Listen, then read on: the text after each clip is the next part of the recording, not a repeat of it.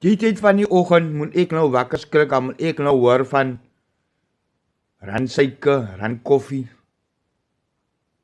Waar gaat hulle nou randsuiker kry? Waar gaat hulle nou randkoffie kry as hulle die middels gaan? Hallo! As jy 'n kleerling is, wat liewe van 'n randsuiker en 'n randkoffie, dan moet jy saam met my mense fok off. Van die rede van is die, ons ken nie van 'n randsuiker en 'n randkoffie nie. Waar kom julle daarin? Die mense het gekom hierso en gesien, ons is 'n klomp slegte, swak, arme assholes. Hulle gaan maar vir ons randkoffie gee en 'n randsuiker. Dis 'n against ons fucking religion, ons culture. Ons is nie randsuiker en randkoffie nie. Waar ons al klaar gefok het. Wat ons fucking rand betaal vir Royal Cigarettes. Daar is waar die kak begin het. En hulle het net stap verder gevat en nog stap verder gevat. Nou eindig ons op met 'n randsuiker en 'n randkoffie. Nou is daar colored mense van die plaasappies. Wat ek kan sonder randsuiker en randkoffie nie. Ou bra, nee, het was nooit so gewees nie. Moenie net die laaste 20 jaar wat die mense nou hier is vir jou vergiet. Wat is jou culture en wat is jou roots?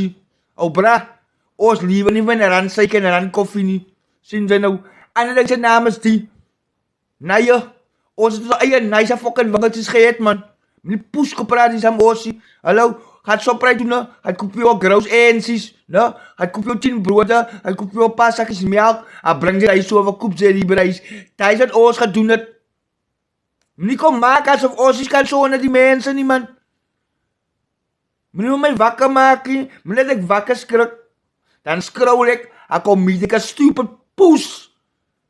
Ek weet nie waar is hy nie van Oudtshoorn of wat 'n plat hand het hy poes as hy, wat hy is gebore in die laaste 20 jaar en sy ma het vir hom fucking randsuiker en randkoffie gegee. Nou dink hy die liewe behoort so. As dit sas my poes kom weg hier nie, man. Ek sê nie, ek het 'n probleem met hy mense wat randsuiker en randkoffie koopie of whatever the case may be. Ek het 'n probleem met hy mense nie. Maar moenie maak asof ons nie sonder kan lewe nie. Moenie maak asof dit is so gewees van die very beginning af, want het was nooit so nie. Die mense het het so gemaak. Julle neig moet op 'n gewoonte raak aan goede en net dinge aanvaar. Sien jy nou? Ons try te fight vir ons colored mense en die swart mense om ons huis agter mekaar te kry, man.